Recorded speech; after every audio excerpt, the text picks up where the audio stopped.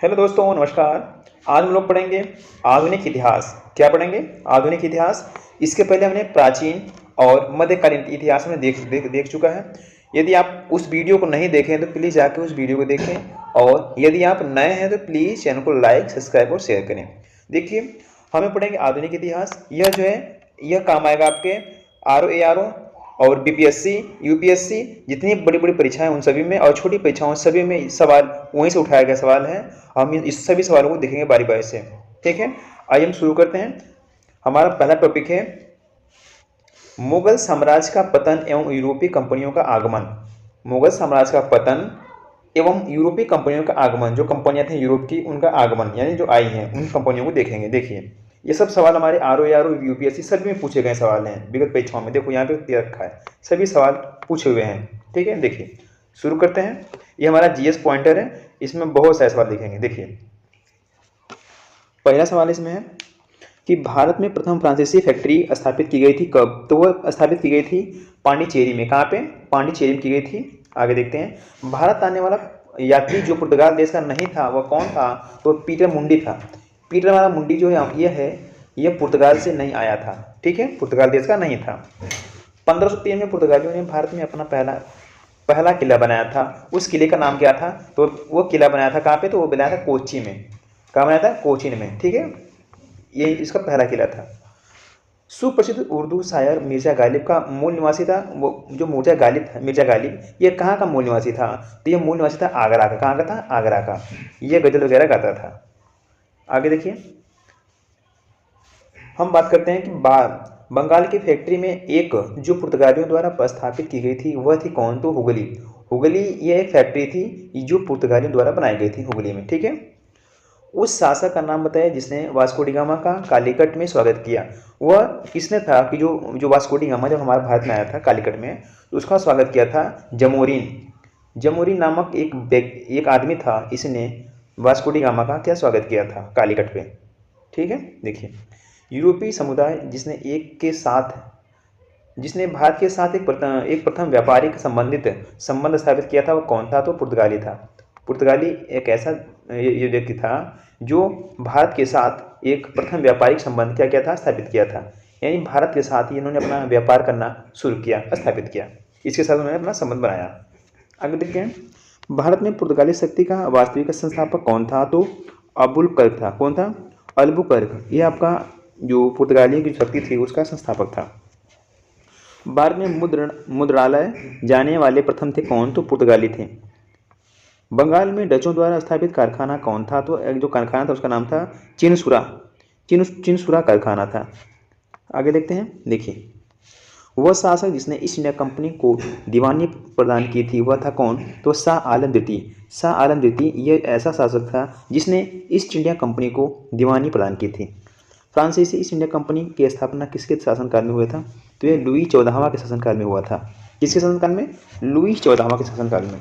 London में British east India company के गठन के समय भारत का बादशाह कौन था? तो उसमें अकबर था।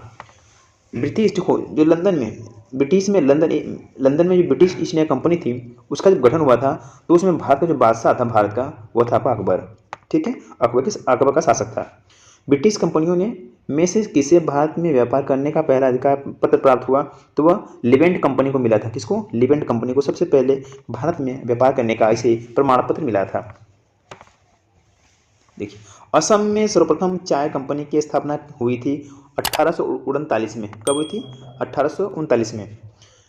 कालक्रमानुसार घटनाओं का सही क्रम, पंजाब का विलय पहला हुआ था, दूसरे में क्या है? सिक्किम का विलय, तीसरे में बर्मा का विलय, और झांसी का विलय चौथे में हुआ था।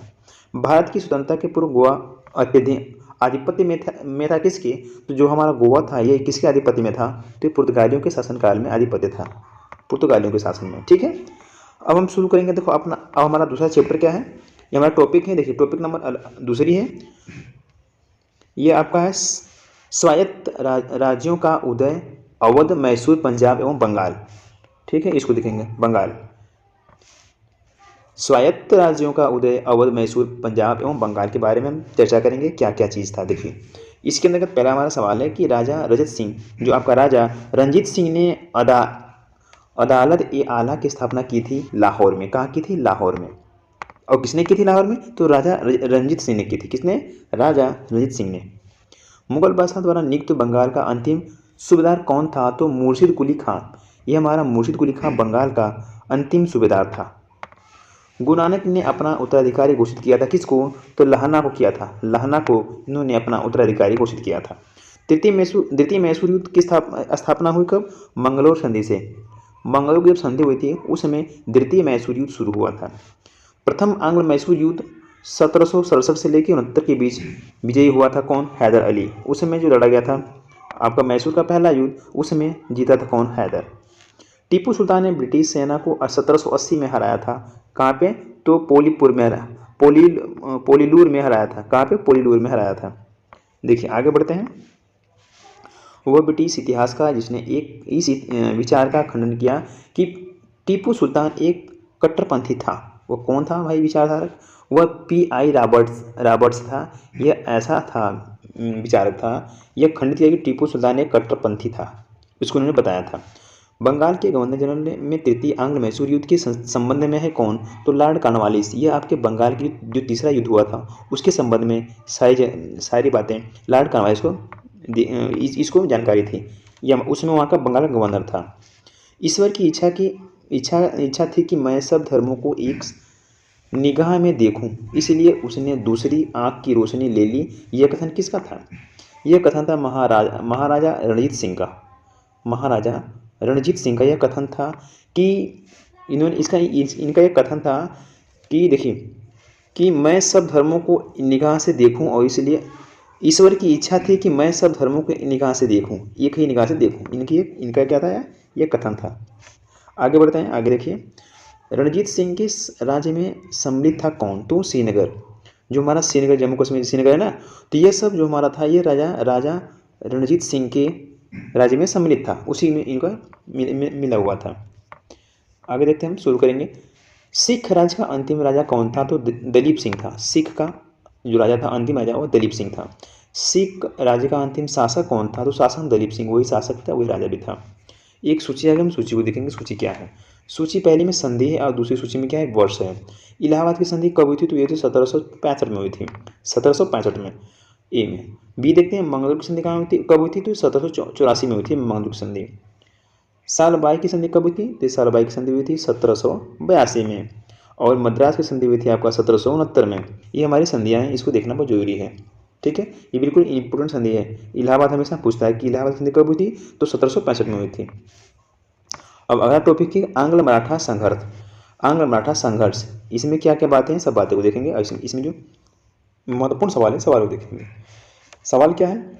बाजीराव द्वितीय को दी जाने वाली पेंशन नाना साहब को दिए जाने वाले पैरवी के लिए कोर्ट ऑफ द डायरेक्टर के समक्ष लंदन गया था कौन? तो अजीमुल्लाह खां। अजीमुल्लाह खां ऐसा आदमी था, यह कोर्ट ऑफ डायरेक्टर के समक्ष लंदन गया था। क्यों? एक पेंशन चक्कर में, कि जो हमारे नाना साहब है उनको साहब को दी जाने वाली जो पेंशन है, इसी के हिसाब से इन्हीं के विपक्ष में अपना यह लंदन गया था अजीमुल्लाह खां। ठीक है, आगे देखते हैं। फिर एक सूची आ गई, सूची को देखेंगे। सूची पहले में क्या है? युद्ध है, और दूसरे में क्या है? विषय, उसका वर्ष है। द्वितीय आंग्ल मैसूर युद्ध कब हुआ था? तो ये हुआ था 1780 से लेकर 1784 के बीच लड़ा गया था। द्वितीय आंग्ल फ्रांसीसी युद्ध पूछे तो ये 1750 से लेकर के 54 तक हुआ था, ईस्वी तक हुआ था। ठीक है, आगे देखते हैं। द्वितीय आंग्ल मराठा युद्ध की बात करेगा तो ये 1803 से शुरू हुआ था और 1805 में तक चला था। यह आंग्ल मराठा द्वितीय आंग्ल अफगान युद्ध कब हुआ था? तो यह 1878 से लेकर के 1880 ईस्वी के बीच हुआ था। ठीक है, बाजीराव पेशवा के दत्तक पुत्र का नाम क्या था? तो नाना साहब था। बाजीराव पेशवा जो था उसका जो पुत्र था उसका नाम था नाना साहब। सिराजुद्दौला लॉर्ड क्लाइव द्वारा परास्त हुआ था किसके युद्ध में? तो प्लासी के युद्ध में ये परास्त हुआ था। 19वीं शताब्दी में भारत की ओर विस्तार का डर एंग्लो अफगान संबंधों का आधार था क्या? तो वह रूस था। क्या था? रूस। वह गवर्नर जनरल जिसके कार्यकाल में ईस्ट इंडिया कंपनी को शाह आलम द्वारा बंगाल, बिहार, उड़ीसा में दीवानी अधिकार दिए गए, तो वहाँ था लॉर्ड क्लाइव। लॉर्ड क्लाइव एक ऐसा शासक था जिसको बंगाल, बिहार, उड़ीसा में दीवानी अधिकार दिया गया था। राजधानी मुर्शिदाबाद से मुंगेर स्थापित की थी किसने? तो मीर कासिम ने की थी। मीर कासिम ने यह जो राजधानी थी मुर्शिदाबाद, इसको मुंगेर ला दिया था, मुंगेर स्थापित किया। ईस्ट इंडिया कंपनी के बारे में यह टिप्पणी की गई कि कंपनी एक असंगति है, परंतु यह उस व्यवस्था का भाग है जहाँ सब कुछ ही असंगत है। यह किसने कहा था? यह कथन इस चीज़ को कहे थे जी.बी. मैकाले। जी.बी. मैकाले ने कहा था जो हमारी ईस्ट इंडिया कंपनी हमारी नहीं है, ये ब्रिटिश ईस्ट इंडिया कंपनी, इसके बारे में कहा था कि जो कंपनी है इसके सारे चीज़ ये असंगत है, मतलब सिस्टमेटिक तरीके से नहीं काम कर रही है, ये असिस्टमेटिक तरीके से काम कर रही है। उसके बारे में उन्होंने राय दिया था। किसने दिया था? तो जी.बी. मैकाले ने इस पर राय दिया था। आगे बढ़ते हैं। देखिए, वह स्थान जहाँ पर प्लासी युद्ध के बाद मीर जाफर को बंगाल के नवाब की राजगद्दी दी गई थी, वह स्थान कौन सा है? तो मुर्शिदाबाद। मुर्शिदाबाद में अगेन प्लासी का युद्ध जैसे खत्म हुआ, उसके बाद मीर जाफर को बंगाल का नया क्या कहते हैं राजा नियुक्त किया गया, यानी गवर्नर या फिर कस्बे गवर्नर नियुक्त किया गया। वह स्थान था मुर्शिदाबाद। हमारा अगला टॉपिक है कि कंपनियों की देशी राज्यों के प्रति नीतियाँ। ध्यान दो, ये हमारा टॉपिक अगला है चेंज। अब अगली टॉपिक आ गई कि कंपनी की जो देशी राज्यों के प्रति नीतियाँ, क्या क्या नीतियाँ हैं अपने देश के प्रति, राज्य के प्रति, इनके बारे में देखिए। शुरू करते हैं। सवाल नंबर पहला, महाराजा दिलीप सिंह ने पंजाब के ब्रिटिश साम्राज्य में विलय से संबंधित कागजातों पर हस्ताक्षर किया था। कब किया था? तो 29 मार्च 1849 को इन्होंने उन सभी कागजों पर साइन किया था। विलय का सिद्धांत के तहत राज्यों के विलय की सही क्रम क्या होती है? तो सबसे पहले सितारा पे इन्होंने क्या किया? विलय किया। फिर इसके बाद बघाट पे, फिर उदयपुर इसको विलय किया, फिर लास्ट में किया झांसी को। अर्थात इन चारों को धीरे धीरे तहत मतलब इन सभी को विलय किया क्रम से। देखिए आगे बढ़ते हैं। डलहौजी से पहले ही हड़प नीति को लागू कर दिया था। किसने किया था?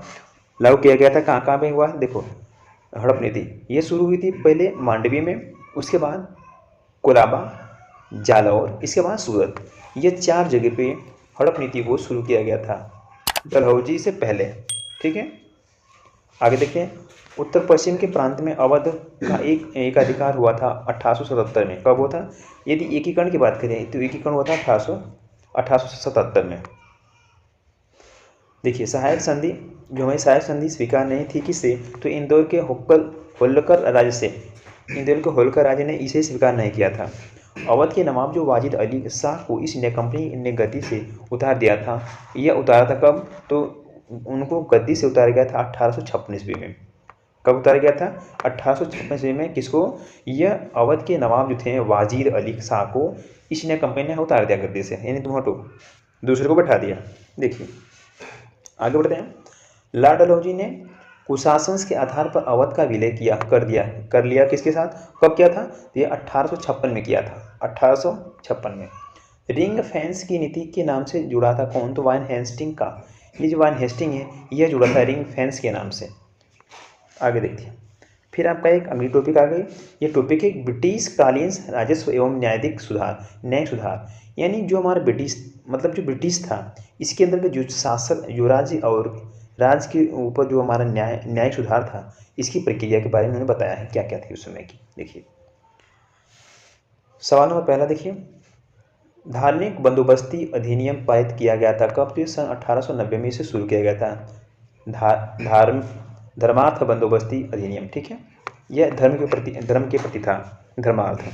भारतीय सिविल सेवा के लिए एक अलग परीक्षा का प्रावधान किया गया था। कब? भारत में होनी थी, तो ये होनी थी भारत सरकार अधिनियम 1919 के तहत इसको शुरू किया गया था। भारत अधिनियम 1919 के तहत। एक फिर सूची को हम देखेंगे। पहली सूची में कोड है और दूसरी सूची में क्या है? आपका लागू होने का वर्ष है कि कब कौन सी सूची लागू हुई थी। कोड क्या है कि कोड ऑफ सिविल प्रोसीजर कब शुरू किया गया था? तो ये शुरू किया गया था 1859 में। इंडियन पिनल कोड को शुरू किया गया था 1860 में, और क्रिमिनल प्रोसीजर्स कोड को शुरू किया गया था 1862 में। पुलिस एक्ट को लाया गया था 1861 में। ये हमारे इंपॉर्टेंट फैक्ट हैं, इसको आप एक भी जरूर देख लें। देखिए आगे बढ़ते हैं। 18वीं शताब्दी में उत्तरार्ध में प्रायः कंपनी बहादुर की शान शौकत का स्थानीय प्रतिनिधि का कहा जाता था। किसको? तो दरोगा को। यह जो दरोगा था ये शान शौकत का स्थानीय था, यह स्थानिक प्रतिनिधि था। और ये 18वीं सदी की बात है। किसी में 18वीं सदी की बात है। सबसे ज़्यादा जो कंपनी जो बहादुर शौकीन था उस स्थापित किया था दरोगा को। आगे देखिए, मनुष्यों के पहचान हेतु उंगलियों के निशान का दुनिया भर में प्रथम बार 1860 उपयोग भारतवर्ष में किया गया था। किसके शासनकाल में? यह किया गया था विलियम हर्थिल के शासनकाल में किया गया था कि जितने हमारे हिंदुस्तानी हैं उनकी अंगुलियों को जो निशान होता है वो दुनिया भर के निशान से, यानी 1860 प्रथम बार 1860 में इसका प्रयोग किया गया था फिंगरों को। लॉर्ड मैकाले का संबंध किससे था? तो कानूनों के संग्रह से था। हमारा अगला टॉपिक है ब्रिटिश शासन। देखिए, ब्रिटिश शासन का भारत पर अधिक आर्थिक प्रभाव। कहने का मतलब जो ब्रिटिश शासन था, ब्रिटिश सरकार थे, उसका भारत पर कैसा आर्थिक प्रभाव था। ठीक है, देखिए उसका क्या क्या प्रभाव था, ध्यान दीजिए। भारतीय दुर्भिक्ष समीक्षा 1883 का निर्माण किस आयोग द्वारा किया गया था? तो स्टेची आयोग के द्वारा किया गया था। स्टेची आयोग के द्वारा किया गया था। 18वीं शताब्दी के पूर्वार्ध में बंगाल से निर्यात होने वाली सबसे महत्वपूर्ण वस्तुएं थी कौन सी? तो सबसे महत्वपूर्ण वस्तु थी सोरा, कच्चा रेशम, चीनी, अफीम। यह जो हमारी इंपोर्टेंट चीज़ें वस्तुएं थी, इन्हीं वस्तुओं को 18वीं सदी में क्या किया जाता था? मतलब आयात और निर्यात के हिसाब से इनको बेचा या खरीदा जाता था। इन वस्तुओं को निर्यात किया जाता था। ठीक है, कहाँ से? तो बंगाल से। ये सब बंगाल से सब निर्यात किया जाता था। आगे बढ़ते हैं, देखिए 1918 में भारतीय उद्योग आयोग के सदस्य के रूप में किसने अपनी रिपोर्ट अलग से प्रस्तुत की थी? तो ये एम आर जयकर ने अपनी पहली रिपोर्ट 1918 में ये अपनी रिपोर्ट क्या की? अलग से प्रस्तुत की। देखिए आगे बढ़ेंगे, अब बात करते हैं धीरे धीरे 20वीं सदी की। तो 20वीं सदी के प्रारंभ में भारतीय राष्ट्रीय आंदोलन की गति को अत्यधिक प्रभावित करने वाली सबसे महत्वपूर्ण बाहरी घटना थी कौन सी? तो सबसे बाहरी घटना है रूस जापान युद्ध। रूस और जापान में जो युद्ध हुआ था, ये हुआ था 1904 से लेकर 5 के बीच में हुआ था। उसी समय ये आंदोलन को गति अत्यधिक प्रभावित करने को मिली। देखिए आगे बढ़ते हैं।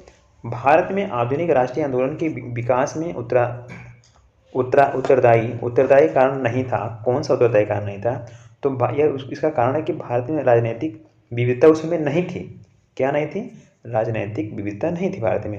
यही आपका भारत में आधुनिक राष्ट्रीय आंदोलन के विकास का कारण था। आगे देखते हैं, इंडियन सिविल सर्विसेज परीक्षा में उत्तीर्ण होने वाले प्रथम भारतीय कौन थे? तो सत्येंद्र नाथ टैगोर। यह सबसे पहले हमारे भारत मूल के निवासी हैं जिन्होंने इंडियन सिविल सर्विसेज में परीक्षा को पास की थी। अब आपका अगला टॉपिक आ गया 1857 का स्वतंत्रता संग्राम। 1857 का स्वतंत्रता संग्राम, इसको देखेंगे। देखिए दोस्तों, यदि आप इस चैनल पर नए हैं तो प्लीज़ चैनल को लाइक सब्सक्राइब करें। ठीक है, देखिए हम शुरू करते हैं। बिहार में 1857 के विद्रोह का मुख्य संगठनकर्ता था कौन? तो कुंवर सिंह था। बिहार में कौन थे? कुंवर सिंह थे। घटनाओं का क्रमानुसार सही क्रम क्या है? तो पहले जो शुरू हुआ था दांडी यात्रा, गांधी इरविन समझौता, सांप्रदायिक घोषणा, पुनः समझौता, ये सब हमारे घटनाओं का कालक्रम है, ये सही क्रम है। 1857 की विद्रोह के बारे में सर्वप्रथम इसे भारत की स्वतंत्रता की पहली लड़ाई कहा जाता था। किसने कहा था? तो यह कहा था डी.वी. सावरकर ने कहा था कि यह जो 1857 का विद्रोह है, यह आपका भारत की स्वतंत्रता की पहली लड़ाई है। ठीक है, डी.वी. सावरकर ने इसे कहा था। आगे देखिए, 1 नवंबर 1858 ईस्वी को महारानी विक्टोरिया का घोषणा पत्र इलाहाबाद से पढ़कर सुनाया गया था। तो वो सुनाया गया था किसके शासनकाल में? तो लॉर्ड कैनिंग के शासनकाल में। लॉर्ड कैनिंग 1857 में किसने इलाहाबाद को आपातकालीन मुख्यालय बनाया था? तो लॉर्ड कैनिंग ने बनाया था। लॉर्ड कैनिंग इलाहाबाद को आपातकालीन का मुख्यालय बनाया था। मंगल पांडे विप्लव से जुड़े थे, तो बैरकपुर की छावनी से जुड़े थे। बैरकपुर छावनी से विप्लव से जुड़े थे मंगल पांडे। नाना साहब का कमांडर इन चीफ था कौन? तो तात्या टोपे था। नाना साहब का कमांडर चीफ था तात्या टोपे। सन 1857 के बेली विद्रोह का नेता कौन था? तो खान बहादुर था। ठीक है, जो 1857 का जो बेली में विद्रोह हुआ था उसका नेता था खान बहादुर। आगे बढ़ते हैं, देखिए भारत की स्वतंत्रता की पहली लड़ाई लड़ी गई थी 1857 प्रारंभ हुई थी कहाँ से? ये शुरू थी मेरठ से शुरू हुई थी। इलाहाबाद में 1857 के संग्राम का नेता कौन था? तो मौलवी लियाकत अली। इनको इलाहाबाद सौंपा गया था उस समय कि आप इलाहाबाद को देखिए, नेता थे। ठीक है, देखिए आगे बढ़ते हैं। 1857 की स्वाधीनता संघर्ष की वीरांगना महारानी लक्ष्मीबाई की जन्मस्थली थी कहाँ पे? तो वाराणसी। अपने पुत्र के स्थान पर दूसरे उत्तराधिकारी को गोद लेने के अधिकार को पुनः स्थापित किया था किसने? यह स्थापित किया गया था कब? तो किया गया था 1858 की समागी की घोषणा के अनुसार इसको स्थापित किया गया था, इस घोषणा को। 1857 की क्रांति से पूर्व ब्रिटिश और भारतीय सेना का देश में अनुपात क्या था? तो उसका अनुपात था 1:5, यानी 1:5 ये ब्रिटिश का आपका भारतीय सेना के ऊपर इसका अनुपात बनाया गया था।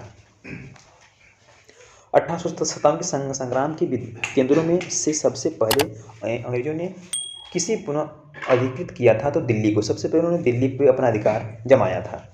असम में 1857 की क्रांति का नेता कौन था? तो उस समय थे दीवान मनीराम दत्त। इनको आसाम में छोड़ा गया था कि तुम वहाँ के नेता हो जाओ, आसाम के। ठीक है, देखिए 1857 के संघर्ष में भाग लेने वाले सिपाहियों की सर्वाधिक संख्या थी अवध में। कहाँ पे थी? तो अवध में सबसे ज़्यादा सिपाही यहाँ पे लगाए गए थे, अवध में। भारतीय भाषा में 1857 की विप्लव के कारणों पर लिखने वाला प्रथम भारतीय था कौन? तो सैयद अहमद खां। ये हमारे हैं पहले लेखक जिन्होंने भारतीय भाषा में जो विप्लव के कारणों को लिखा था 57 की विद्रोह में जो हुआ था। आगे देखिए, वर्ष 1857 में शिक्षा के क्षेत्र में महत्वपूर्ण घटना थी। कौन कौन सी घटनाएं? देखिए, कलकत्ता में घटना हुई थी शिक्षा के क्षेत्र में। मद्रास मुंबई विश्वविद्यालयों की स्थापना थी, उसी समय इसकी स्थापना की गई थी, बम्बई विश्वविद्यालय की। 1857 की क्रांति हिंदू मुस्लिम षड्यंत्र का प्रतिफल था क्या? यह कथन है जेम्स आल्ट्रम का। जेम्स आल्ट्रम इन्होंने ये कथन बनाया। इन्होंने कहा था कि हिंदू मुस्लिम का जो षड्यंत्र है ये एक प्रतिफल था 57 की क्रांति का। ठीक है, आगे बढ़िए। देखिए, यह सैनिक विद्रोह से बहुत बड़ा था, किंतु एक प्रथम स्वतंत्रता संग्राम से बहुत कम। 1857 की घटना के बारे में यह कथन था। ये कथन एस एन सेन का था। एस एन सेन का यह कथन था कि जो सैनिक विद्रोह हुआ था ये सबसे बड़ा सैनिक विद्रोह था। ठीक है, ये प्रथम स्वतंत्रता संग्राम का इससे जुड़ा हुआ था। जो प्रथम स्वतंत्रता संग्राम हुआ था उससे भी ज़्यादा इसमें लोग इसकी संख्या ज़्यादा थी। ठीक है, देखिए आगे बढ़ते हैं। जो हमारा अगला टॉपिक है, टॉपिक देखिए जनजाति विद्रोह। जनजाति का विद्रोह कैसे कैसे हुआ उनको देखते हैं। शुरू करेंगे। पहला आपका है इसमें कि 1893 में 1829 में अंग्रेजों के विरुद्ध खासी जनजाति विद्रोह का नेतृत्व किया था किसने? तो तिरोत सिंह ने किया था। तिरोत सिंह ने सबसे पहले जो खासी जनजाति के विद्रोह में नेतृत्व किया था। फिर आगे आपकी सूची को देखिए। सूची में क्या क्या है? पहली सूची और दूसरी सूची। चेरो विद्रोह हुआ था कब? तो 1770 से लेकर 71 के बीच हुआ था चेरो का विद्रोह। कुकी आंदोलन कब हुआ था? तो यह 1826 से लेकर 1849 तक शुरू मतलब चला था।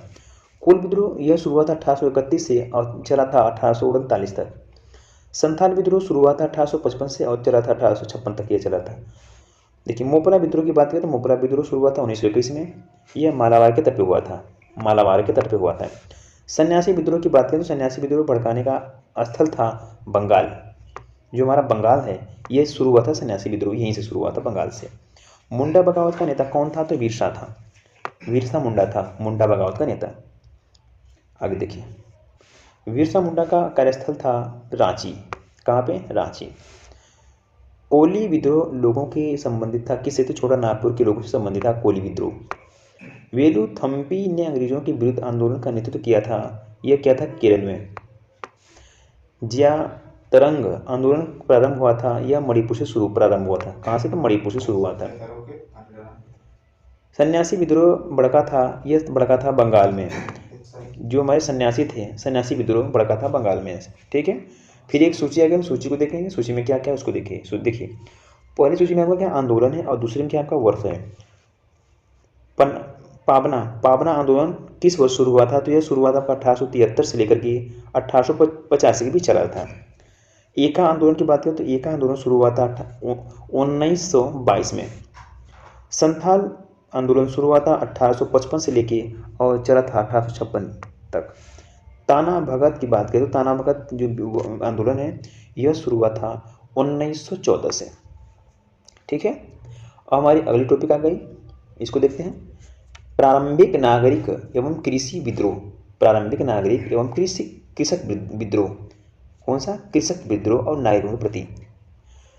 शुरू करेंगे। देखिए पहला क्या है इसमें, भारत में मजदूर आंदोलनों को संगठित करने का श्रेय दिया जाता है किसको?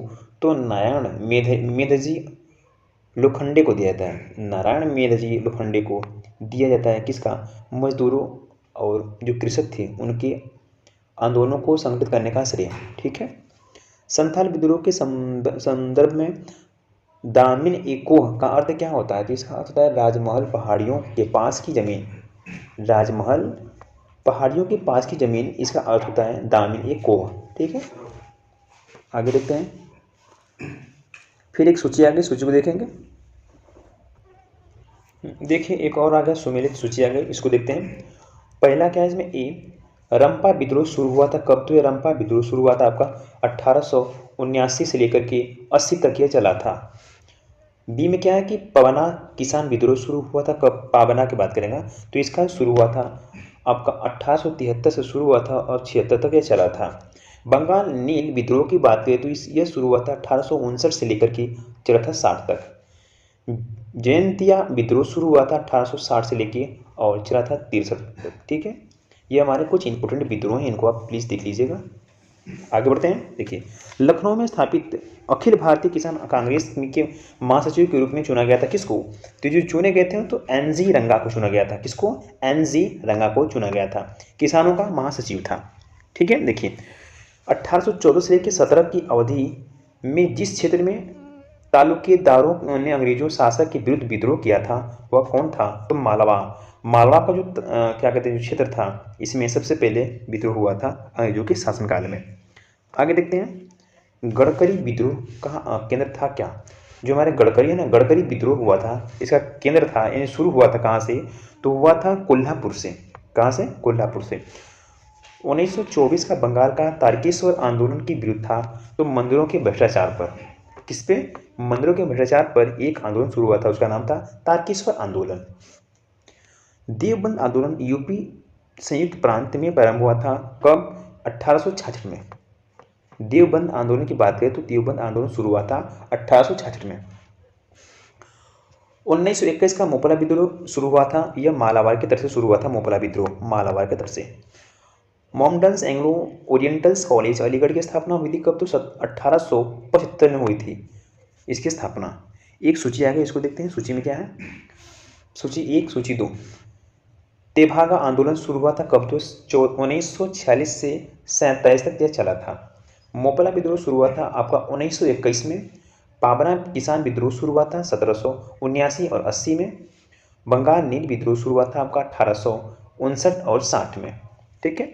आपका नया टॉपिक आ गया। देखिए टॉपिक क्या है? सामाजिक एवं धार्मिक सुधार आंदोलन। यह हमारा अगला टॉपिक है, इसको देखेंगे।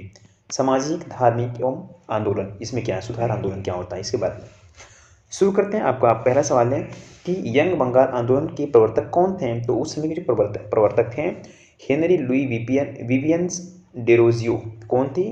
हेनरी लुई विवियंस डेरोजियो उस समय की यंग बंगाल आंदोलन के प्रथम प्रवर्तक थे। 1924 ईस्वी में केरल के इड़ावकोर में चलाया गया था, तो यह आपका वायकोम सत्याग्रह शुरू किया गया था केरल में।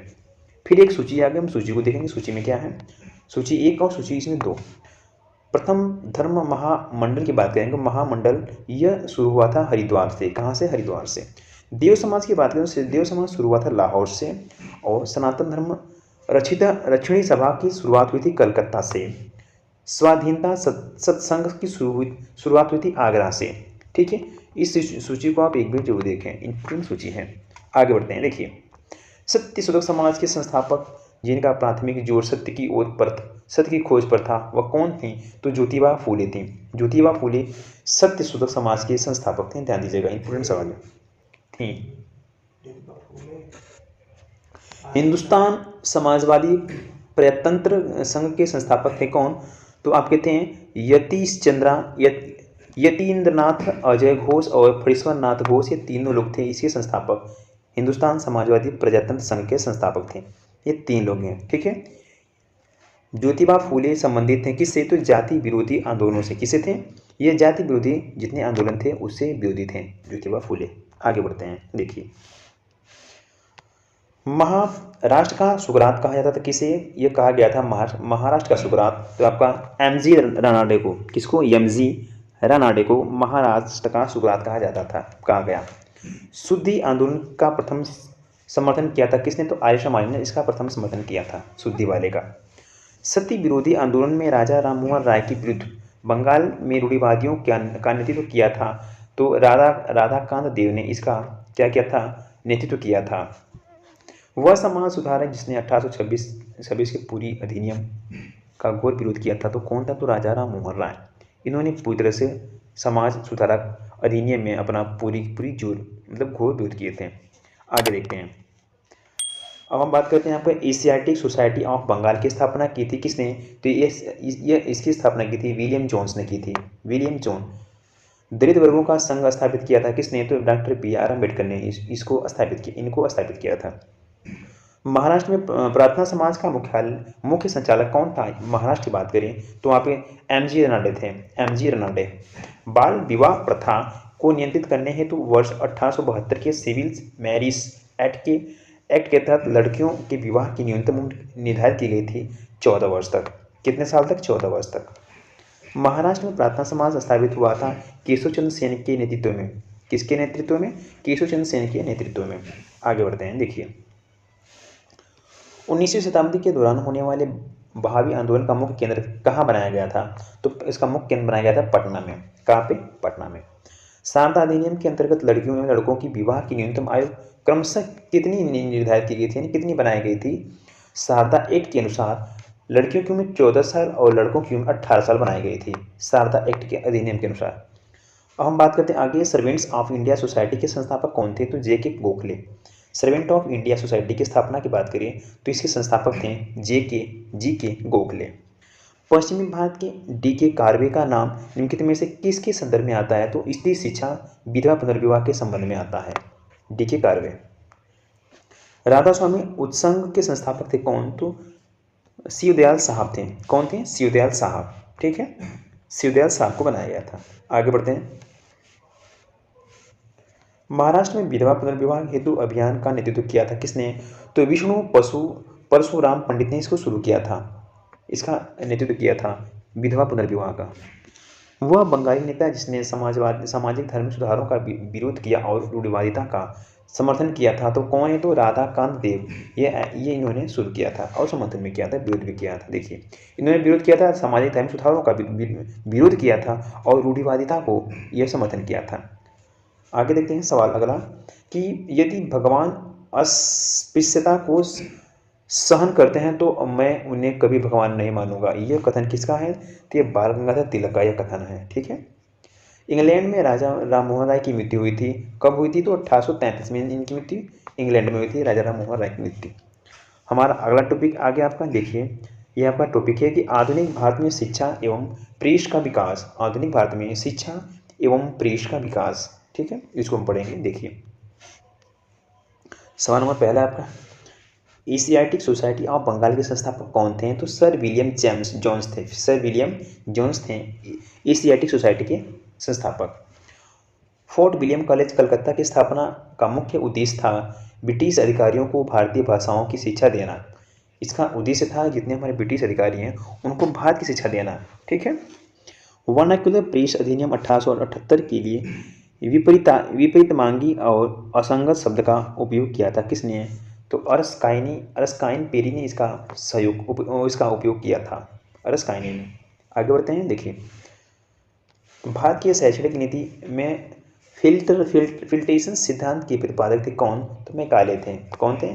इसके फिल्ट्रेशन सिद्धांत के संस्थापक थे Macaulay. Asiatic Society of Bengal के संस्थापक कौन थे? तो सर विलियम्स जोन्स थे। भारतीय विश्वविद्यालय में धार्मिक शिक्षा के प्रति प्रबल रूप से वकालत की थी किसने? तो मदन मोहन मालवीय जी ने प्रथम ये हमारे वकील थे, मतलब इन्होंने धार्मिक शिक्षा के लिए प्रबल रूप से वकालत की थी। ठीक है, हंटर कमीशन की रिपोर्ट में विकास पर विशेष जोर दिया गया था, यह प्राथमिक शिक्षा पे। किस पे? प्राथमिक शिक्षा पे, कि सबसे पहले प्राथमिक शिक्षा को सबसे ज़्यादा से ज़्यादा विकसित किया जाए। जोर दिया जाए। आगे देखिए, सैंडलर आयोग क्या संबंधित किससे? सैंडलर आयोग संबंधित था यह शिक्षा से था। ठीक है। काशी विद्यापीठ के संस्थापक बाबू शिव प्रसाद गुप्त थे। कौन है? बाबू शिव प्रसाद गुप्त। भारत में अंग्रेजों ने प्रथम मदरसा स्थापित किया था कलकत्ता में, यानी पहला मदरसा बनाया गया था अंग्रेजों के द्वारा और वो बनाया गया था भारत में कलकत्ता में। 1857 में भारतीय विश्वविद्यालय की स्थापना के समय इंग्लैंड के विश्वविद्यालय को प्रतिमान के रूप में लिया गया था लंदन के हिसाब से, जितने लिया गया था लंदन के प्रतिमानक के हिसाब से, कि जो भी भारत में जो विश्वविद्यालय हैं ये सब लंदन के विश्वविद्यालयों के मानक के प्रतिरूप बनाया जाए। आगे देखते हैं, डेक्कन एजुकेशन सोसाइटी की स्थापना से संबंधित था कौन? तो वीजी तिलक को यह डेक्कन एजुकेशन सोसाइटी के संस्थापक इनको माना गया था। हिंदी का पहला समाचार पत्र उदंत मार्तंड 30 मई 1826 में प्रकाशित हुआ था। कहाँ पे? तो हुआ था कलकत्ता में। उदंत मार्तंड जो हमारा समाचार पत्र है यह शुरू हुआ था कलकत्ता में। कब हुआ था? तो 30 मई 1826 को शुरू हुआ था। सर्वप्रथम सेंसरशिप लागू की गई थी कब? वेलेस्ली के शासनकाल में शुरू की गई सेंसरशिप। भारतीय शैक्षणिक नीति में फिल्ट्रेशन थ्योरी की प्रतिपादक कौन? तो मैकाले था। फिल्ट्रेशन थ्योरी के प्रतिपादक या सिद्धांत दिया था मैकाले ने। आगे जो हमारा अगला टॉपिक है इसको देखते हैं। जो है टॉपिक है 1885 से पूर्व स्थापित राजनीतिक संस्थाएं, यानी जो 1885 से पूर्व जो स्थापित राजनीतिक संस्थाएं हैं उसको देखेंगे। देखिए, शुरू करेंगे। दोस्तों, यदि आप चैनल पर नए हैं तो प्लीज़ वीडियो को लाइक, सब्सक्राइब एंड शेयर करें। भारतीय प्रश्नों पर विवेचना के लिए दादा भाई नौरोजी ने 1866 में लंदन में गठन किया था। किसका गठन किया था? तो ईस्ट इंडियंस एसोसिएशन का गठन किया था इन्होंने। किसने गठन किया था? ईस्ट इंडियंस एसोसिएशन का। इसका जो गठन किए थे हमारे दादा भाई नौरोजी ने किया था। किसने किया था? दादा भाई नौरोजी ने किया था। थियोसॉफिकल सोसाइटी के अनुयायी भारतीय दर्शन में विश्वास करते थे। यह सांख्य दर्शन है। कौन सा दर्शन था? सांख्य दर्शन पे ये लोग विश्वास करते थे। आगे बढ़ेंगे। बंगाल एसोसिएशन सोसाइटी की स्थापना 1784 में कलकत्ता में की गई थी। किसके शासनकाल में? तो सर विलियम जोन्स के शासनकाल में इसको शुरू किया गया था। आगे देखते हैं। सुरेंद्रनाथ बनर्जी द्वारा स्थापित उस संगठन का नाम बताइए जिसका 1886 में इंडियन नेशंस कांग्रेस में विलय हो गया। तो इंडियन नेशंस कॉन्फ्रेंस है, ये इसी का विलय हो गया था। इंडियन नेशनल कॉन्फ्रेंस का विलय हो गया था कांग्रेस में। आगे देखते हैं। 1885 में स्थापित मुंबई प्रेसिडेंसी एसोसिएशन के संस्थापक कौन थे? तो फिरोज शाह मेहता था। फिरोज शाह मेहता को बनाया गया था इंडियन बम्बई प्रेसिडेंसी एसोसिएशन के संस्थापक थे। ठीक है। सैयद अहमद खान के स्थान के साथ यूनाइटेड इंडियंस पैट्रियाटिक एसोसिएशन का संस्थापक था कौन? तो राजा शिव प्रसाद को बनाया गया था। यूनाइटेड इंडियंस पैट्रियाटिक एसोसिएशन के संस्थापक थे। ठीक है, इनको बनाया गया था, राजा शिव प्रसाद को बनाया गया। आगे बढ़ेंगे, ध्यान दीजिएगा। एक आपकी सूची आ गई, सूची को देखना, मिलान करना है। पहली सूची क्या है कि अखिल भारतीय महिला संघ या सम्मेलन शुरू किया गया था 1927 में। अखिल भारतीय डिप्रेस्ड क्लास संगठन शुरू किया गया था 1925 में। बॉम्बे सोशल रिफॉर्म एसोसिएशन की स्थापना की गई थी 1903 में। The Indian nation social conference की स्थापना की गई थी 1887 में। आगे बढ़ते हैं। ये आपका अगला टॉपिक आ गया, इसको देखते हैं। ये टॉपिक क्या है? यह टॉपिक है आपकी भारतीय राष्ट्रीय कांग्रेस स्थापना कार्य प्रणाली एवं महत्वपूर्ण अधिवेशन। अगेन सुनिए, भारतीय राष्ट्रीय कांग्रेस स्थापना कार्य प्रणाली एवं महत्वपूर्ण अधिवेशन, यह कौन कौन से अधिवेशन थे और क्या उसकी कार्य प्रणाली थी, इसको हम देखेंगे। देखिए, कभी भी भारतीय राष्ट्रीय कांग्रेस ने किसी भी अधिवेशन में अध्यक्षता नहीं की थी। बाल गंगाधर तिलक ने कहा था। बाल गंगाधर तिलक ने कहा था कि जो हमारी भारतीय राष्ट्रीय कांग्रेस है यह कभी भी किसी भी अधिवेशन में अध्यक्षता नहीं की थी। ठीक, देखिए आगे बढ़ेंगे। भारतीय राष्ट्रीय कांग्रेस के अधिवेशनों के लिए छुट्टियों का मनोरंजन अभिव्यक्ति का प्रयोग किया। छुट्टियों का मनोरंजन और अभिव्यक्ति का प्रयोग किया था। किसने कहा था? तो लोकमान्य तिलक ने यह चीज़ को कहा था। ठीक है, लोकमान्य तिलक। भारतीय राष्ट्रीय कांग्रेस के प्रथम मुस्लिम अध्यक्ष कौन थे? तो बदरुद्दीन तैयबजी थे। कौन थे? बदरुद्दीन तैयबजी। कांग्रेस का अत्यधिक अल्पसंख्यक लोगों का प्रतिनिधित्व करने वाली कहकर उपहास किया था किसने? तो लॉर्ड डफरिन ने कह करके इसका उपहास किया था अत्यधिक अल्पसंख्यक वाले लोगों को। ठीक है, ये जी शब्द करके इन्होंने कहकर उपहास किया था, यानी हंसी उड़ाई थी। आगे देखते हैं, भारतीय राष्ट्रीय कांग्रेस की प्रथम महिला अध्यक्ष, यदि पहली महिला की बात करेगा कि पहली महिला अध्यक्ष कौन थी, तो एनी बेसेंट थी। कौन? Annie Besant. दिसंबर 1850 में इंडियन नेशनल कांग्रेस का सर्वप्रथम अधिवेशन आयोजित किया गया था। कहाँ पे यह किया गया था? आपका आयोजित किया गया था बम्बई में। सबसे पहले 1885 में बात करें, दिसंबर की बात है, दिसंबर 1885 में इंडियन नेशनल कांग्रेस की स्थापना की बात कर रहा है। तो इसका जो अधिवेशन हुआ था बम्बई में हुआ था। कहाँ पे हुआ था? बम्बई में। आगे बढ़ते हैं, इंडियन नेशनल कांग्रेस की प्रथम महिला अध्यक्ष की बात करेगा कौन थी? तो आपके सरोजिनी नायडू थी। ये भारत की महिला थे, भारतीय महिला पूछेगा तो सरोजिनी नायडू थी, सरोजिनी नायडू। लगातार 6 वर्षों तक भारतीय राष्ट्रीय कांग्रेस के प्रेसिडेंट रहे कौन? तो अब्दुल कलाम आज़ाद। ये 6 साल तक लगातार उसके कांग्रेस के आपके प्रेसिडेंट्स रहे। कांग्रेस को सूक्ष्मदर्शी अल्पसंख्यक जनता का प्रतिनिधित्व बताते हुए उसका मजाक उड़ाया था किसने? तो लॉर्ड डफरिन ने मजाक उड़ाया था, लॉर्ड डफरिन ने। भारतीय राष्ट्रीय कांग्रेस का प्रथम का 1885 में महिला सचिव था कौन? तो ए.ओ. ह्यूम। महिला की बात करें तो महिला सचिव भारतीय राष्ट्रीय कांग्रेस की बात करें तो भारतीय राष्ट्रीय कांग्रेस में जो महिला सचिव बनाई गई थी 1885 में, तो कौन थी? तो महिला सचिव थी आपकी ए.ओ. ह्यूम। ए.ओ. ह्यूम को बनाया गया था। आगे देखते हैं, देखिए सवाल नंबर आगे कि आपका है कि कांग्रेस के मंच से भारतीय राष्ट्रीय कांग्रेस की किस अधिवेशन में प्रथम बार स्वराज शब्द का प्रयोग व्यक्त किया गया था? तो कलकत्ता अधिवेशन 1906 के तहत पहली बार स्वराज शब्द का प्रयोग किया गया था। हाँ ठीक है, आगे देखते हैं,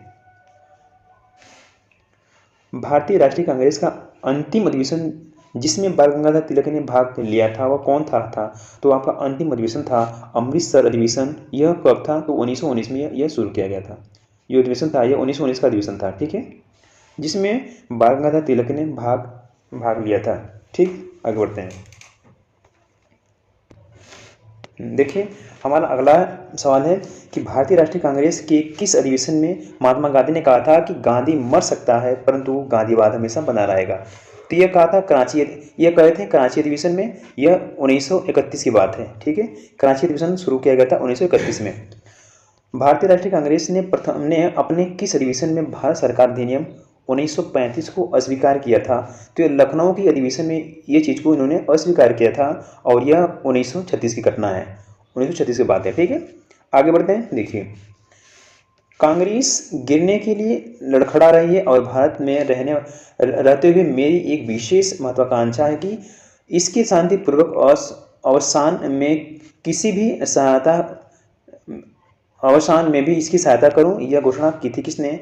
यह कर्जन ने की थी घोषणा यह बोला था। देखिए कर्जन ने यह कहा था कि जो कांग्रेस है यह लड़खड़ा रही है, यानी अब मतलब गिर रही है, इसको महत्वाकांक्षा करने के लिए, शांतिपूर्ण अवसान करने के लिए मैं इसके साथ रहूंगा, यानी इसकी सहायता करूंगा। यह घोषणा की थी कर्जन ने, यानी कांग्रेस को गिरने नहीं दूंगा। ठीक है, देखिए आगे बढ़ते हैं, भारतीय राष्ट्रीय कांग्रेस के हरिपुरा अधिवेशन की अध्यक्षता की थी किसने? तो एस.सी. बोस ने की थी। कौन? एस.सी. बोस, सुभाष चंद्र बोस ने एस.सी. बोस ने इसकी अध्यक्षता की थी। आगे बढ़ेंगे, देखिए 1938 की हरिपुरा कांग्रेस के अधिवेशन में सुभाष चंद्र बोस को अध्यक्ष के रूप में नामित किया गया था। तो डॉक्टर राजेंद्र प्रसाद के द्वारा, किनके द्वारा? डॉक्टर राजेंद्र प्रसाद के द्वारा इनको नामित किया गया, सुभाष चंद्र बोस को नामित किया गया था हरिपुरा कांग्रेस अधिवेशन में। आगे बढ़ेंगे, देखिए भारतीय राष्ट्रीय कांग्रेस का प्रथम निर्वाचन यूरोपीय अध्यक्ष था कौन? तो जॉर्ज यूले। भारतीय राष्ट्रीय कांग्रेस का प्रथम मुस्लिम अध्यक्ष कौन था? तो बदरुद्दीन तैयबजी था, बदरुद्दीन तैयबजी को बनाया गया। देखिए भारतीय राष्ट्रीय कांग्रेस ने सन 1905 ईस्वी में बनारस अधिवेशन के अध्यक्ष थे। उस समय की बात करें, बनारस अधिवेशन के अध्यक्ष किसको बनाया गया था?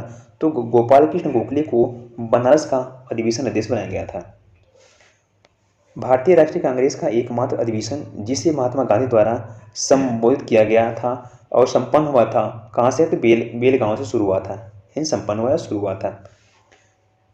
भारतीय राष्ट्रीय कांग्रेस के 1946 में मेरठ में आयोजित अधिवेशन की अध्यक्षता की थी किसने? तो JB कृपलानी ने, जो मेरठ में अधिवेशन हुआ था इसकी अध्यक्षता की थी JB कृपलानी। मदन मोहन मालवीय जी भारतीय राष्ट्रीय कांग्रेस के अध्यक्ष कितनी बार बन चुके थे? तो वे 2 बार बने थे।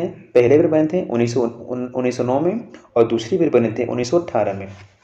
ठीक है, आगे देखते हैं। फिर एक सूची मिल गई, सूची को बनना है। देखिए सूची में क्या है कि पहले सूची में कांग्रेस के अध्यक्ष और दूसरी सूची में अधिवेशन। बात करेंगे कि डॉक्टर M.A. अंसारी जो हमारे कांग्रेस के अध्यक्ष थे, यह किस अधिवेशन में थे? तो ये मद्रास के अधिवेशन में थे। मद्रास अधिवेशन मद्रास के स्थल में थे। ठीक है। पुरुषोत्तम दास टंडन की बात करें तो ये अध्यक्ष थे कांग्रेस के नासिक अधिवेशन के। ठीक है। सरोजिनी नायडू की बात करें तो यह कांग्रेस की अध्यक्ष थी तो कानपुर अधिवेशन में। और सुभाष चंद्र बोस ये हरिपुरा के अधिवेशन में इन्होंने यहाँ पे इनका यह स्थान था हरिपुरा में। ठीक है। देखिए और हमारा अगला टॉपिक है कि भारतीय राष्ट्रीय कांग्रेस का उदारवादी चरण। देखिए अगेन सुनिए, यह हमारा है कि भारतीय राष्ट्रीय कांग्रेस का उदारवादी चरण 1885 से 1905 तक, यानी उसका जो उदारवादी चरण था यह जो 1885 से बात करता है 1905 तक जितने चरण थे सभी चरणों को देखा है। कौन कौन से चरण हैं देखिए। शुरू करते हैं। आपका जो हमारा चरण है, किसी भारतीय राष्ट्रीय कांग्रेस ने कि किसी भी अधिवेशन की अध्यक्षता नहीं की थी। किसने? तो बाल गंगाधर तिलक ने कोई भी अधिवेशन की अध्यक्षता नहीं की थी। आगे आएंगे सवाल नंबर अगेन। लॉर्ड कर्जन ने प्रांतीय सीमाओं को पुनर्गठित करने का निर्णय लिया और पूर्वी बंगाल और आसाम नामक एक नया प्रांत बनाया गया। और यह कथन सत्य है या नहीं? देखिए यह कथन सत्य है। यह और असैनिक प्रशासन थे। असैनिक प्रशासन 1905 के संदर्भ में यह कथन सही है। क्या है? कथन सही है। महाराष्ट्र में गणपति पर्व का श्री गणेश किया था जीवी तिलक ने श्री गणेश किया था महाराष्ट्र में गणपति का। आगे देखते हैं। किसने भारतीय राष्ट्रीय कांग्रेस का प्रथम याचना तथा विरोध की राजनीतिक करने का आरोप लगाया था? तो बाल गंगाधर तिलक ने इसकी विवेचना और याचना करने पे आरोप लगाया था। स्वराज राज शब्द का प्रयोग किया था किसने? तो बाल गंगाधर तिलक ने इसका प्रयोग किया था स्वराज का। गोपाल कृष्ण गोखले ने भारत सेवक मंडल की स्थापना की थी 1905 में। ठीक है। पारंपरिक गणपति त्यौहार को राष्ट्रीय त्यौहार में बदल दिया गया। इसे एक राजनीतिक रंग दिया था किसने? तो तिलक ने इसको एक बाल गंगाधर तिलक ने इसको राजनीतिक रंग दे दिया। ठीक है। और आगे चलते हैं। आपका अगला टॉपिक है क्या? देखिए अगला टॉपिक है कि बंगाल विभाजन एवं स्वदेशी आंदोलन। इसमें बात करेंगे कि बंगाल का विभाजन कैसे हुआ और जो हमारे स्वदेशी आंदोलन है ये कैसे हुआ, इन दोनों को देखेंगे। देखिए शुरू किया। आपका पहला सवाल है कि वंदे मातरम भारतीय राष्ट्रीय आंदोलन का शीर्ष गीत बना कब? यह बना था स्वदेशी आंदोलन में बना था। कब बना था? स्वदेशी आंदोलन में। ब्रिटिश पत्रकार H.W. नेविल्सन जुड़े थे किससे? तो स्वदेशी आंदोलन से जुड़ा था। यह आपका अंग्रेज पत्रकार था। ठीक है, H.W.